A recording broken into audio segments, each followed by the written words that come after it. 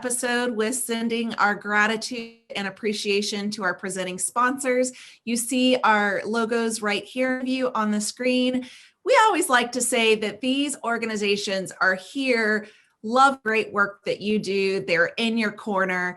So do go find them online, like them, follow them, send them some love. They really do believe in the great work that you do. So they're here to support you in every step of the way. And I wanted to thank our sponsors adequately for that. So I want to thank Julia Patrick for having this wonderful idea and creating the nonprofit show. Patrick is the CEO of the American Nonprofit Academy, and I am honored to serve alongside you, Julia. I'm Jarrett Ransom, the nonprofit nerd, CEO of the Raven Group. And today, back by popular demand, I'm really excited to reintroduce, because he has been on before, as I just mentioned, Gabe Cooper, CEO of Virtuous. Welcome, Gabe. Yeah, thank you guys so much for having me. It's great to be back again. So I have this book on my desk. Love this book. Really smart. And we were talking in the chitty chat, and I asked you how long it took you to write, and you basically said 10 years, but you got it on paper in 3 months, which I just love that. Really quickly, before we get into our topic today, walk us through what Virtuous does.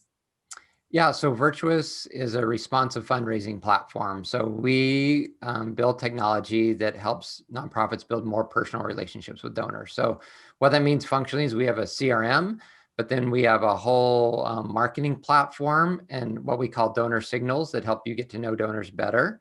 And those things combine to give nonprofits all the tools they need to grow generosity at scale. I love it. I love donor signals. Fabulous description. That's amazing. Well, today, Gabe, we dragged you back in because we really wanted to talk about automation and the donor journey. And it seems like the beginning of the year, a lot of people are like, okay, we're going to get this going. People weren't sure what was going to happen in 2021. And so there's so much out there about this process and what works and what doesn't. And so we thought, let's bring the master in and have you share with us what you, with all of your clients and just the landscape, what you're seeing to this part. So how do donors respond to automation, first and foremost? Yeah, it's a great question. And I'll even back up just a little bit and say, I think donor retention is probably one of the most underappreciated areas of nonprofit work. It turns out that 76% of donors give one gift and they never give again. And most nonprofits are turning over half of their donor file every year. And you sort of do the math on that, like how much it costs to acquire a new donor versus keep an old one. And you realize really fast, this is one of the biggest problems that we face as nonprofits, is how to help people stick around. Right. And so for us, part of that story is how do you connect more personally with people right away, especially after that first or second gift? How do you make them feel connected and feel motivated to give again, which looks a lot like, hey, how do we close the loop with the donor? How do we show them their impact in a meaningful way? How do we make the story about the donor and not about us? And how are we just freakishly grateful to them, and how do we guide them to our right next step with the organization? If we can do that really well with the people that we serve, I think we're going to see those numbers turn around really dramatically. So to the question, automation is a big part of that story, right? Because most nonprofits will say, hey, look, we don't have the staff to build a personal relationship with 1,000 or 10,000 donors, and right. We agree, it's really hard. But I think tools like marketing automation, and if you're not familiar with that, it's just the idea that you have software that listens in the background for donors to engage and take action, and then prompts you to take the right next step now, or in some cases even takes that step for you, like sends the right email or the right text message. And so automation is really the way that you scale your team to begin building those personal relationships to keep donors around longer. I have a question, pure curiosity. What does something like donor automation cost, right? Because we have a variety of listeners, small shops as well as really large shops. And And I'm tying this question in, Gabe, with a conversation that I've been following on social media, a Facebook group that's asking, what are some of the top myths that you'd like to bust in the nonprofit sector? And one of those, and of course, the pay was probably the top, conversation piece. But one of those really big conversations and myth, in addition, was that it's okay to invest money in technology. So I'm curious, right, as we think about this and cost of automation, like what are we talking about, and what are some of these tools that can help?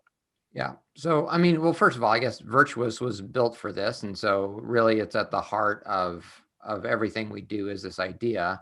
And so, but even if you're not at a place where you can afford Virtuous, I think even starting with something like MailChimp can help you do a simple drip series. I mean, there's ways that you can hack together some of these ideas. So don't get stuck on the cost of the thing. Worry more about what the tools I have now, what can I use to begin implementing some of these ideas? And they can be really basic. The other thing is that people get hung up on cost, whether it's Virtuous or any other platform for that matter. And like with our nonprofits that we serve, and on average, they can move their retention by 12 percentage points. Okay. Wow. So if you just do the math for most of our organizations, just that one move is a 10x ROI on their software investment, right? So if they're investing, let's say, medium-sized org investing $10,000 in software, on average, they're seeing over the first 3 years, like $100,000 improvement just on donor retention alone. And so it's like, yes, it costs money, but it's really easy to justify once you sort of do the math on what retention means to your organization. Absolutely. Absolutely. I like that you shared that number with us, because I think a lot of times it's so frightening to make a big big change with your donors, because you're so afraid. And then you're like, the money's one thing, but the talent is another, the management is another, time spent. Are you doing it right? Are you sending things out right? And one of the big things that we've been seeing is this big discussion, to Jarrett's point, about texting versus emailing. Can you talk to us a little bit about that? Because Jarrett and I have a 20-year difference. If I got a text from an organization, I would be highly offended. I'll man up, because to me, that's like my personal direct line. Jarrett, you're probably different. Yeah, I'm all for it. I'm like, perfect. I don't have to go search for it. It is right here. Yeah, isn't that interesting? So for me, so could you talk about that? Like, how do you determine what's going to be the appropriate fit? Yeah, it's great. So part of it is age with the SMS. And so you have to be sensitive to that. I hate to say it, but then part of it is just respecting the channel that somebody prefers to be communicated with, right? Allowing them to sort of guide their own journey. So if they don't want text, this is great. Don't send them text. But we know in general, we did a study on this recently, that a multi-channel donor is worth 300% more than a single channel donor on average, right? So the more channels you can get somebody to engage, the better. The other important thing here is, yes, SMS, that is your sort of personal line, but because it's your personal line, open rates on SMS, last we looked, were 98%, and email is between 15 and 20%. Yeah. Right. And so just the pure statistics of level engagement on SMS means you're going to get in more eyeballs and then across more channels. So don't do only SMS, but layering in SMS as part of your strategy can be really powerful. And I love that you mentioned, Gabe, and I mentioned this too with my clients. So glad to know that I, on the same page with this, is you really want to know, what is that preferred method of communication? And, not only with this conversation, but it's come up in conversation, nationally about, is it okay to email a donor acknowledgement? Is it okay to do that as opposed to sit in the mail? And that's something that is really personal too, I believe, because there are donor preferences. And so how do you want to communicate with your donor is really, it's faceted. Yeah, it is multifaceted. And I would say the more you can default to multi-channel communications and then let people opt out, the better you're going to be. It's amazing how many millennials will open a piece of mail, or Gen Zers will open a piece of mail because their email inbox is so cluttered. And so the mail breaks through better, right? And so just know that there's not sort of like a one size fits all. And so the important thing here is you have to be able to have a mechanism to listen to donors at scale, to figure out what channel they want to be communicated on, how they want to be communicated with, what they care about in the world, right? So you have to, through surveys, asking questions, finding digital ways to listen to donors, you have to figure out what their preference is and then be able to cater to that preference. So I'm gonna say that when I hear the word listening, I'm associating data to that. And so I think what I'm hearing you say or advocate is that we need to stop kind of thinking or imposing our thoughts on our donors and really step back and be more strategic and let that data speak for us and help guide us. Absolutely, yes. And so data really is the only way that you can truly listen at scale, right? So you should be doing the old school blocking and tackling, like calling donors and asking them questions, right? Having lunch with people, asking them questions, sending out surveys every quarter and figuring out what makes donors tick. Okay. Yes, yes, yes. But it's hard to do that at scale. Right. And so then you have to start looking in your existing donor data and seeing how people behave. Like people that gave to this campaign, do they end up giving again? Why not, right? Or you have to have your website data and your email data tied in with your CRM. And so you can see everything in one place to know, oh, like 20% of our donors in this category engage with this kind of message, right? And so you have to let data drive those decisions. It's the fastest path to success. Right. And, you know, it seems to me like we don't have enough folks in the nonprofit sector doing this, you know, just naturally, that we need to start. I think of Sasha Lewis, you know, with Moves Management. She also is one of our sponsors, but she was one of our very first guests. And she said this thing to Jarrett and I, she's like, during the lockdown and the 30 minutes that most of us are using 30 minutes to get to work and to get home from work, take that 30 minutes and start looking at your data and trying to figure out what you have and what you're missing. And it's really an interesting thing because I think for-profit does this. Nonprofit has been so resistant to it. Yes. Yes. And a lot of it is just starting with making sure your data is clean and well organized. I know the Sasha T. Clay Buck is another guy that talks about this a lot, keeping your data clean. So just making sure you're entering stuff right. Like you know your attribution for how your donors came in, like how many people respond on direct mail, how much do they give, do they end up giving again, and just making sure that your data is at least clean enough to answer the questions. And then once it's clean, making sure you have the tools that will allow you to drive insights from that data. So it's one thing to just have a bunch of data in a place. It's another thing entirely to draw out insights that help you take action. But in 2021, there's no reason that nonprofits can't get here. Like the tools are available, the insights and thought leaders are available, and the more you lean in, the more successful you're going to be. Do you think that investment is like available? Yeah, it is available. And I love that you started off the very beginning. You know, you can start small and keep adding and growing. But do you think that this is a journey that we should say it's going to take us a year to figure this out, or 2 quarters? Or do you have any sense of that? Because to me, it doesn't seem like just get the data and it's a one-shot deal. It's a journey. You got to keep looking at this. It's a journey. So I think there's a danger in looking at any of this as a big project. Like, oh, it's going to be a year-long initiative and then we're going to launch something. That never goes well. And so I always recommend starting in 2-week sprints. Like 2 weeks from now, what data do we need, or what question can we answer that's going to help us move the needle? Hey, we've never even known our first to second gift retention number. Great. Okay. Can we figure that out 2 weeks from now? Right. Yeah. And then that'll unearth a bunch of problems that you have to solve in the next 2 weeks. And then you deliver value and then you do it again. Right. Don't get stuck on it's big and overwhelming. I'm not a data scientist. If you'll get locked up and then never move. You have to think, what's the next best thing? I think it's Frozen 2. My daughter quotes that all the time, but Um, what can we answer in 2 weeks, Yes. right? That is going to give us a good data insight, and just start small. Start with where you're at. Mhm. That's a great point. And I'm going to call out one of our mutual clients, Gabe, because someone is watching live that has your database. And I also have the great honor of working with them as well. And they're working on segmenting their donor database, right?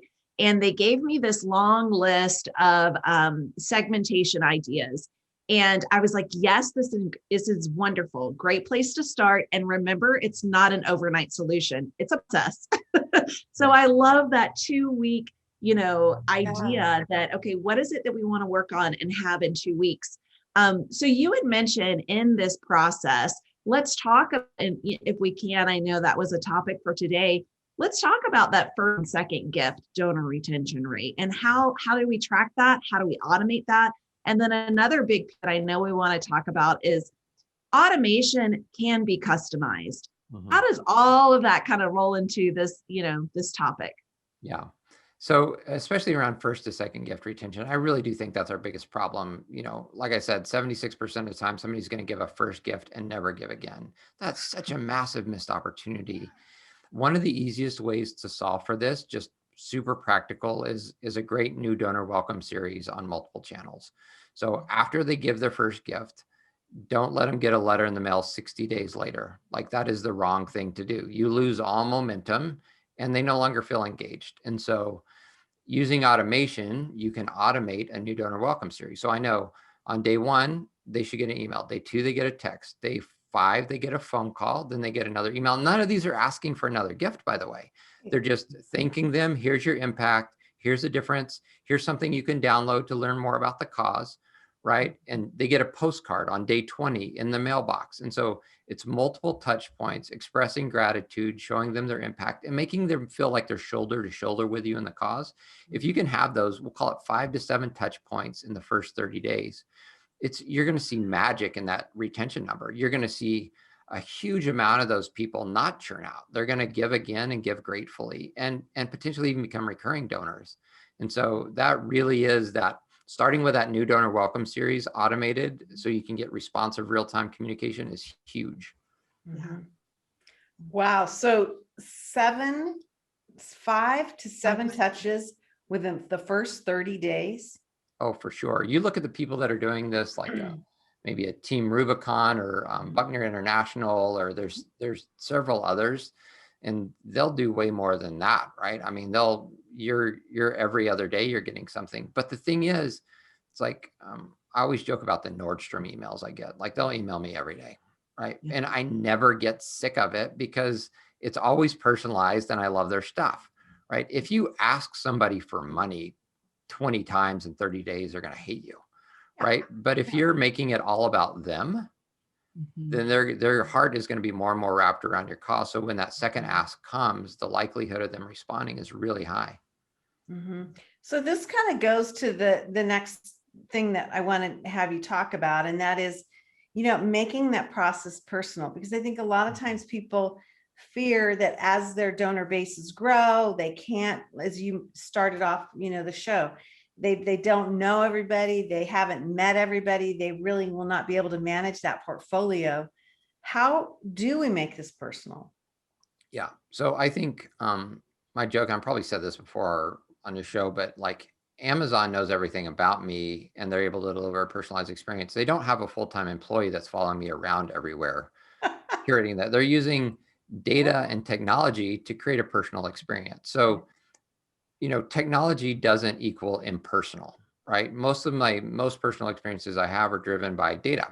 And so you have to keep that in mind. Number 2, if the question is, automation seems impersonal, so we don't want to do it, I would argue a good automated email is better than no email at all. Like, if the question is, oh, we're just not going to communicate with them, like, an automated email or SMS has to be better than that. But number 3, the whole idea of this is we want to free up your time to be more personal. Instead of rummaging around all day, like trying to figure this stuff out, if we free up all your time by automating the stuff that can be automated, it gives you more time to make phone calls. And automation can do stuff like prompt you to make the right phone call at the right time so you don't miss an opportunity with a donor. It can prompt you to take somebody out to lunch. It's designed to make it more personal, to free up your time to have those personal conversations, not to take that away. Wow. Yeah, that's wonderful because, another myth in our nonprofit sector is that it's okay to add more plate, right? We often work in a skeleton staff where one person is doing so much, work, so many projects. God forbid there's budget cuts, then that person also gets 3 more people's jobs. So this automation really level set the outreach and the stewardship, which our whole topic today is about, that donor retention and how to automate that so that you, the person, the development director, the CEO, the board member, can, really have that personal touch one-to-one that you just mentioned. And good data give you, those notes. Yeah. That's right. Yeah. Yeah, that's exactly right. Nonprofits are always hustling to do more with less. With Right. less.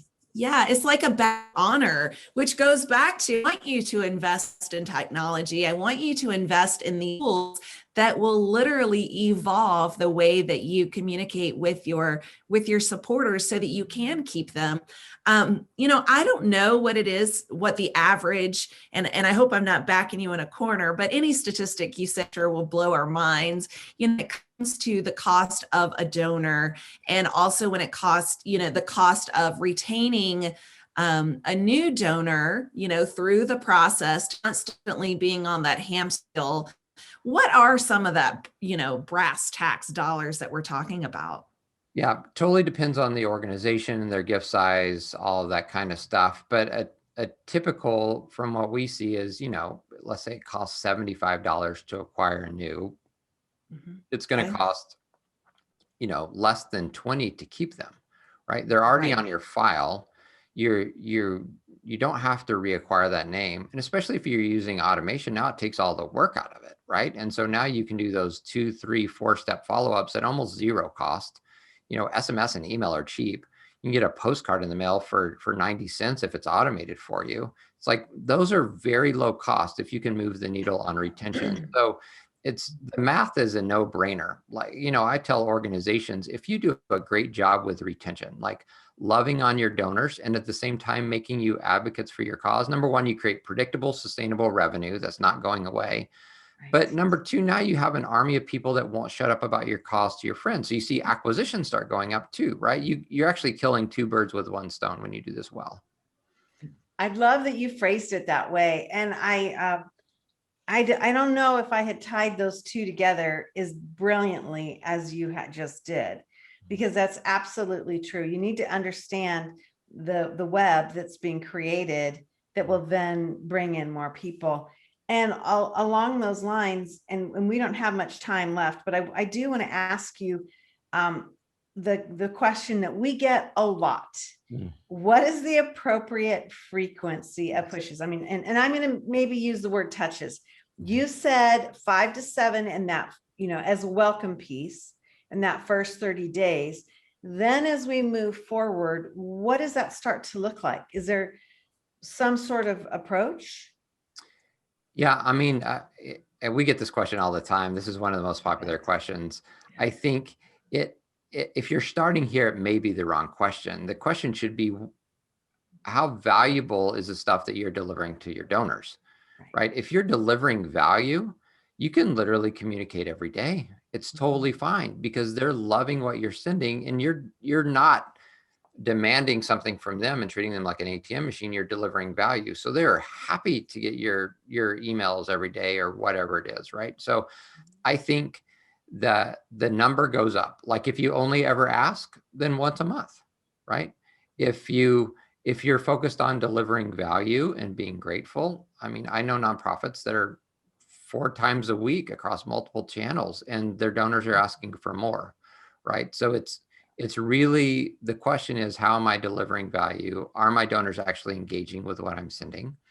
And if you can crack that nut, that's really where you should be. And it's interesting you say that. And I follow you, Gabe, as the individual, as Virtuous, And this week alone, I've received maybe 3 emails from Virtuous. Notice that it's from different people, different team members, right? So it's given me an insight to who am I working with? Who's behind the scenes? And I think that's something real that our nonprofit leaders could gain benefit, by having other voices. It's just the development director. It's not just the CEO, right? Bring in your board chair, bring in your volunteers, bring in the voices to help tell your story. Yeah, I mean, I know we're out of time here, but gosh, I feel like most communication that you send out should actually come from your program team. I mean, I want to see the gal that's working with the kid at the youth center and hear their story together, right? Like that's who I want to hear from. That connects me right to the front lines of the cause. So the more you can knock down the silos in your organization, have multiple voices, but especially on the program side, it's a game changer. Yeah. I love that. Thank you. Yeah, I think that's amazing. And I think you're right. We don't do that. We don't see that enough. And I think it is brilliant because it does, my sense of it is it gives that donor a better sense of their investment. Like right. I'm doing this for a lot more people and look at what my investment is doing. And I think ultimately that's what makes us come back, as donors. That's what, we want to feel like not only did we do good, but we did well, that we supported an organization that's stewarding through to the cause that's so important to us. Wow, another great episode. And Gabe, I'm so appreciative. We got a great comment that just came through that said, "Thank you. Excellent as always, Gabe." That's very I'm nice. impressed. Very nice. And I know we talk for hours, so this is definitely a topic worth repeating and elaborating on. So thank you so much for your expertise and your perspective as the CEO of Virtuous. Your team, you're all doing such a job. And again, I get to see the great work of Virtuous through the eyes of one of my clients that I'm working with. Is really glad to see that good data come back to me. Yeah, that's awesome. That's cool. It's really great. I mean, I want to make sure that we have Gabe's information up on the screen. Responsive Fundraising still available on Amazon if I can get it into the camera. Really a good book because it talks about the relationship that you can have with a donor that I think a lot of times we don't realize what it can look like and how we can respond to what that donor needs and wants, and ultimately how we build those deeper relationships. This has been great. Again, Gabe, what a treasure you are. So thank you so much for being a part of this discussion. Again, I'm Julia Patrick, CEO of the American Nonprofit Academy. I've been joined today, as always, by the nonprofit nerd herself, Jarrett Ransom, CEO of the Raven Group. We had on this report last week, it actually debuted on the Nonprofit Show, Boardable's Nonprofit Board Engagement Survey. Really super interesting. And so it's a free report. I think they said they interviewed almost 800 respondents, right? I think so. Yeah, so it's great. It gives you so much information about what boards are doing, where they're struggling, where they have opportunities. And so no matter where you are within your organization, this is fabulous data to get a hold of. And again, it's free. Just go to boardable.com and you'll be able to access that. Again, we want to thank our presenting sponsors. Without you, we would not be here having this amazing conversation. And as you might have noticed, we have 2 new sponsors we're welcoming, Fundraising Academy and Nonprofit HR. So we definitely want to say thank you and welcome at the same time. Again, another great episode. Thank you so much, Gabe. Thank you so much, Jarrett. Yeah, thank you guys. It's been a lot of fun. Every day we end our day with this mantra, and we truly believe it and try to live it. And that is stay well so you can do well. We'll see you back here tomorrow, everybody. Thanks so much.